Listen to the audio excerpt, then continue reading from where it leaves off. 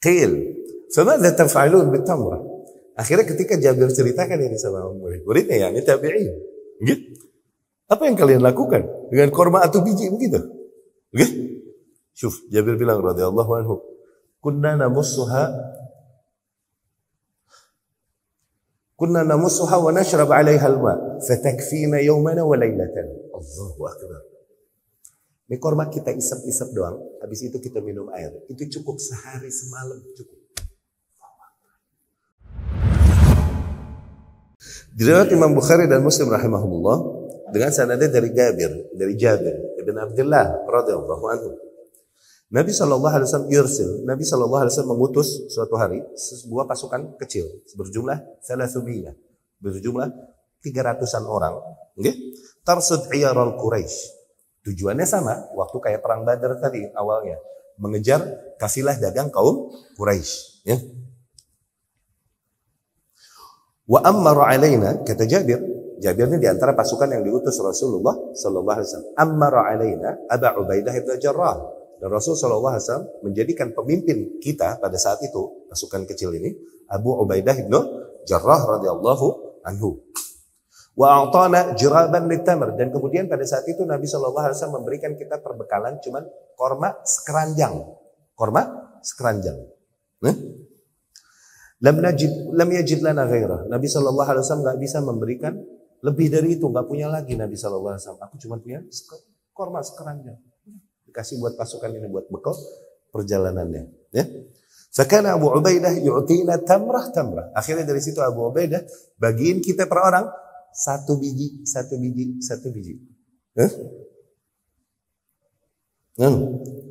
Jabir bilang wa nahnu 300, dan pada saat itu kita 300 orang. Dikasih satu biji. Qil, famadza taf'alun bitamrah?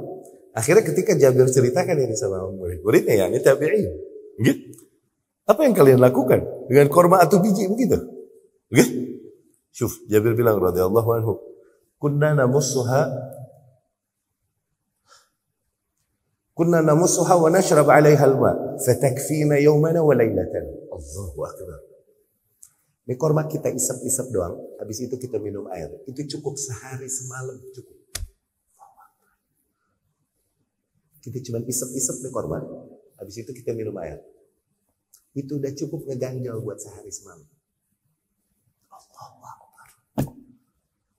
Kunna namussuha wa nashrab 'alaiha. Ya.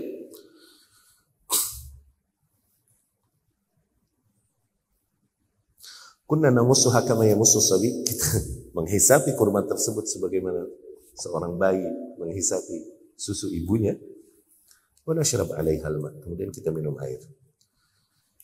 Wa fi lafaz, dan di dalam riwayat-riwayat lain, fa asabana ju' syadid. Dan di dalam perjalanan itu asabana ju' syadid. Akhirnya kita kena lapar yang luar biasa, rasa lapar yang luar biasa pada saat itu. Fatadfa ilaina al-bahr bidabbah 'azimah. Tiba-tiba laut mendorong kepada kita seekor hewan yang begitu besar luar biasa, dabbah 'azimah tuh. Seekor hewan yang begitu besar luar biasa. Yuqalu laha al-'ambar. Ini hewan laut ini namanya al-'ambar. Amber. Kalian tahu parfum, tahu amber. Ambar. Whale. Paus. Ini besar luar biasa dikatakan. Bahkan salah seorang di antara kita ketika habis nih perusuknya nih paus, salah seorang di antara kita yang paling tinggi, dia naik ontak, kemudian dia berjalan melewati rusuknya nggak pakai nunduk. Di cekongan matanya, di celokan matanya nih, beberapa orang di antara kita nongkrong di sininya. Kebayang gak gede? Mungkin kita dapat ambar nih, dapat paus gede, benar. Pada saat itu kita lagi lapar, luar biasa. Kata Ibnu Abu Ubaidah bin Jarrah, la ta'kuluha innaha maitah. Jangan kalian makan, itu bangkai. Tuh. Zed? Dah. Tapi enggak lama berubahlah ijtihadnya. Beliau radhiyallahu anhu berkata, "Nahnu rusulu Rasulillah wa fi sabilillah wa qad turirna." Kita adalah para utusan dari utusan Allah. Dan kita berada di jalan Allah. Dan sungguh kita telah terdesak. Fakuluha, makan itu. Akhirnya pada makan. Oke? Ini belum tahu hukum. Belum tahu hukum ya kan, proses belajar. Sahabat juga melewati proses belajar. Oke, fakuluha, makan. Oke? Akhirnya mereka makan dari paus tersebut. Hatta saminna, sampai kita pada gemuk, pada montok. Nanti kita tadi montok makanin tuh ikan paus. Ya? Pas pulang mereka nanyakan kasus itu kepada Rasulullah Sallallahu Alaihi Wasallam. Rasul berkata, rizkun, razaqakumullah, itu rizki yang Allah berikan kepada kalian. Masih ada nggak sisanya? Bagi aku sedikit. Kata Rasulullah Sallallahu Alaihi Wasallam. Para ulama bilang, Rasul kalau udah ngomong gitu, ini mau menjelaskan betapa hal tersebut halal. Bagi aku sedikit. Artinya itu. Bagi kami sedikit. Itu artinya. Maksudnya sangat halal. Tayyib. Kalau udah urusan laut, yang pertama sahabat radhiyallahu anhum, mereka pun melewati proses belajar dan proses nggak tahu. Seringkali ilmu datang dari Rasul setelah terjadi sebuah kejadian. Belum banyak hal yang terjadi sehingga mungkin mereka belum tahu bagaimana hukumnya bangkai kalau datangnya dari laut. Oke? Padahal mah kalau udah bangkai tapi dari laut hukumnya apa? Halal aja. Ada hadisnya Abu Hurairah radhiyallahu anhu. Su'ila Rasulullah sallallahu alaihi wasallam, Imam Bukhari dan lain-lain. Su'ila Rasulullah sallallahu alaihi wasallam. Rasul sallallahu alaihi wasallam ditanya anil bahr, tentang urusan laut.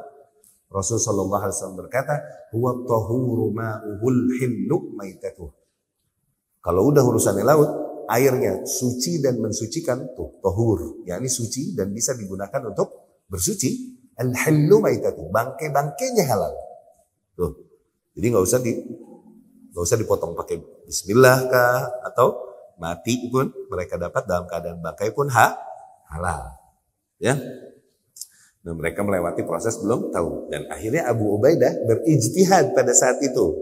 Awalnya jangan bangkai karena dia nggak tahu halalnya.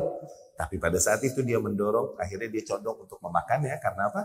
Karena memang kondisinya dalam kondisi terdesak. Pasukan pada saat itu lagi kelaparan. Tapi ternyata juga hukumnya di dalam Islam hukumnya halal. Ya. Ini juga menunjukkan bahwa bahkan para sahabat radhiyallahu anhum melewati proses belajar, banyak melewati proses belum tahu dan lain-lain, wajar. Ya.